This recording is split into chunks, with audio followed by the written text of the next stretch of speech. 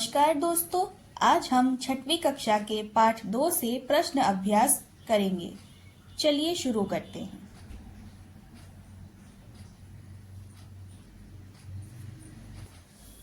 इस पाठ का पहला प्रश्न देख लीजिए आप लोग। नीचे दिए गए प्रश्नों का सटीक उत्तर कौन सा है? उसके सामने तारा बनाइए। प्रश्न 1। दोस्त, खेल में इतना गुस्सा अच्छा नहीं। मैंने तो अपना बदला ले ही लिया है। अगर तुम मुझे हॉकी नहीं मारते तो शायद मैं तुम्हें 2 ही गोल से हराता। मेजर ध्यानचंद की इस बात से उनके बारे में क्या पता चलता है? वे अत्यंत क्रोधी थे। वे अच्छे ढंग से बदला लेते थे। उन्हें हॉकी से मारने पर वे अधिक गोल करते थे। वे जानते थे कि खेल को सही भावना से खेलना चाहिए। सही उत्तर है, वे जानते थे कि खेल को सही भावना से खेलना चाहिए।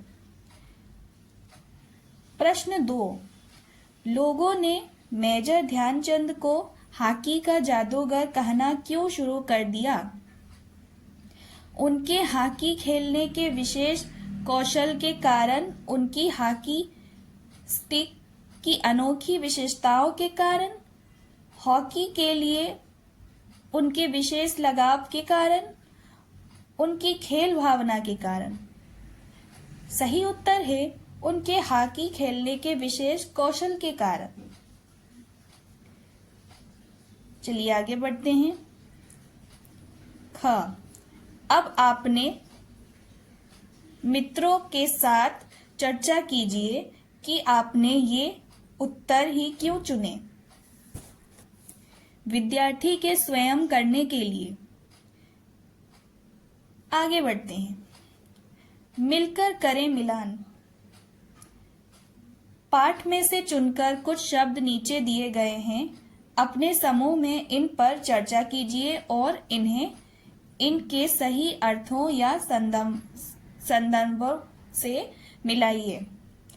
इसके लिए आप शब्दकोश, इंटरनेट या अपने शिक्षकों की सहायता ले सकते हैं। स्क्रीन में आपको प्रश्न दिख रहे होंगे। मैंने इन प्रश्नों का उत्तर स्क्रीन पर दे दिया है, आप लोग सभी नोट कर लीजिएगा। आगे बढ़ते हैं। पंक्तियों पर चर्चा। पाठ में से चुनकर कुछ पंक्तियां नीचे दी गई हैं। इन्हें ध्यान से पढ़िए और इन पर विचार कीजिए। आपको इनका क्या अर्थ समझ में आया? अपने विचार कक्षा में, अपने समूह में साझा कीजिए और अपनी लेखन पुस्तिका में लिखिए। पहला प्रश्न देख लीजिए। बुरा काम करने वाला आदमी हर समय इस बात से डरता रहता है कि उसके साथ भी बुराई की जाएगी। उत्तर।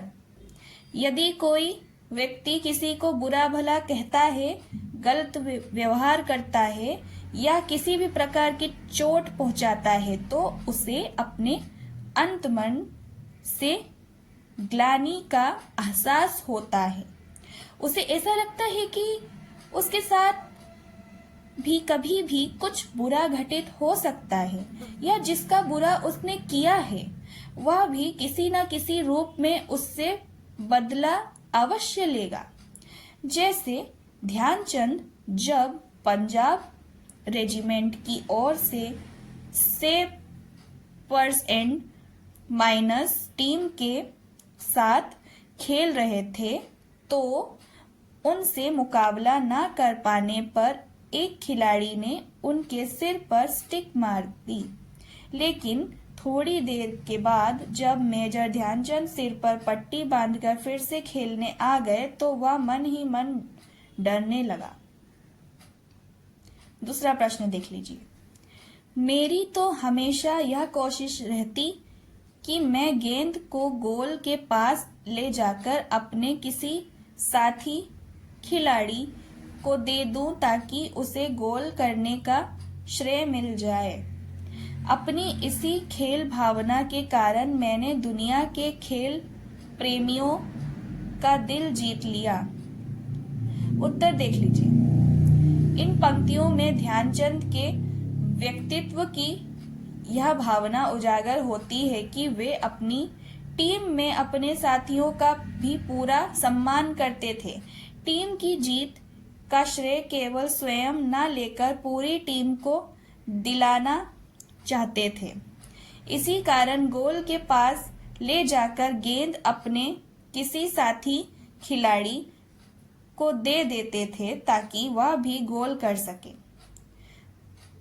उनकी इसी भावना के कारण लोग उन्हें पसंद करते थे। ध्यानचंद ने अपने शब्दों में भी कहा है कि खेलते समय मैं इस बात का ध्यान रखता हूं कि हार या जीत मेरी नहीं बल्कि पूरे देश की है।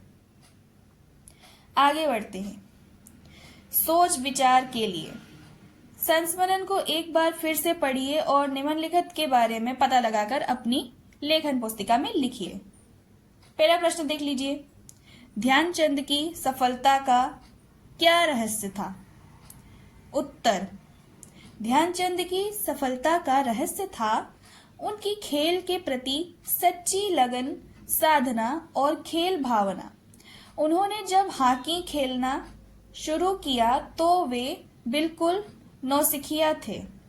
धीरे धीरे अभ्यास से उनके खेल में निखार आता गया और उनको तरक्की भी मिलती गई।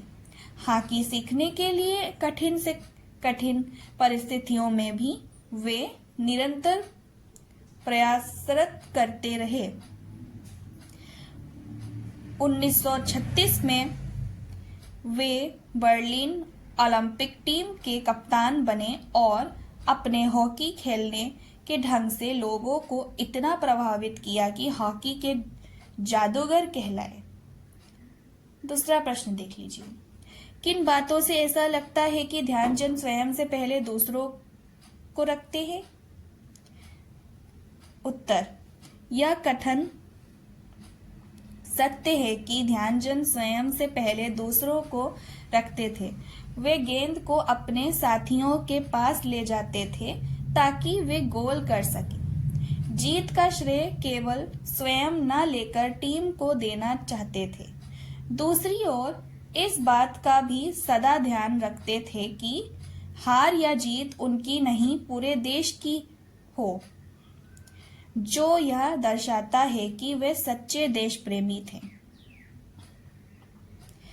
चलिए आगे बढ़ते हैं। संस्मरण की रचना से। उन दिनों में मैं पंजाब रेजिमेंट की ओर से खेला करता था। इस वाक्य को पढ़कर ऐसा लगता है मानो लेखक आपसे यानी पाठक से अपनी यादों को साझा कर रहे हैं। ध्यान देंगे तो इस पाठ में ऐसी और भी अनेक विशेष बातें आपको दिखाई देगी। इस पाठ को एक बार फिर से पढ़िए। प्रश्न देख लीजिए। का अपने अपने समूह में मिलकर इस संस्मरण की विशेषताओं की सूची बनाइए। उत्तर, विद्यार्थी के स्वयं करने योग्य। दूसरा, अपने समूह सूची को कक्षा में सबके साथ साझा कीजिए। उत्तर, विद्यार्थी के स्वयं करने योग्य। शब्दों के जोड़े विभिन्न प्रकार के। पहला प्रश्न, जैसे जैसे मेरे खेल में निखार आता गया वैसे वैसे मुझे तरक्की भी मिलती गई। इस वाक्य में जैसे जैसे और वैसे वैसे शब्दों के जोड़े हैं जिनमें एक ही शब्द दो बार उपयोग में लाया गया है। ऐसे जोड़ों को शब्द युग्म कहते हैं। शब्द युग्म में दो शब्दों के बीच में छोटी सी रेखा लगाई जाती है जिसे योजक चिन्ह कहते हैं। योजक यानी जोड़ने वाला। आप भी ऐसे 5 शब्द युग्म लिखिए। उत्तर देख लीजिए। रख रखाव, साज सज्जा, खान पान, टेढ़ी मेढ़ी, चाल चलन। अगला प्रश्न देख लीजिए। खेल के मैदान में धक्का मुक्की और नोक झोंक की घटनाएं होती रहती हैं। इस वाक्य में भी आपको दो शब्द युग्म दिखाई दे रहे हैं, लेकिन इन शब्द युग्मों के दोनों शब्द भिन्न भिन्न हैं, एक जैसे नहीं हैं। आप भी ऐसे 5 शब्द युग्म लिखिए जिनमें दोनों शब्द भिन्न भिन्न हों। उत्तर देख लीजिए। पहला, ज्यों ज्यों नदी का जल बढ़ता गया त्यों त्यों लोग गांव छोड़कर जाते रहे। दूसरा पॉइंट देख लीजिए। जब जब देश पर विपदा आती है तब तब सरकार सहायता अवश्य करती है। तीसरा पॉइंट देख लीजिए। बूंद बूंद टपकने से भी सारा कमरा पानी पानी हो गया। चौथा देख लीजिए। राम राम रटते रटते वह ईश्वर का भक्त बन गया।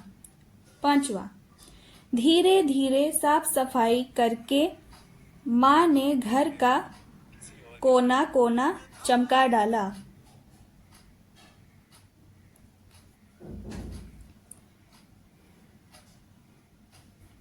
आगे देख लीजिए। हार या जीत मेरी नहीं बल्कि पूरे देश की है। आज मैं जहां भी जाता हूं बच्चे व बूढ़े मुझे घेर लेते हैं। उत्तर देख लीजिए।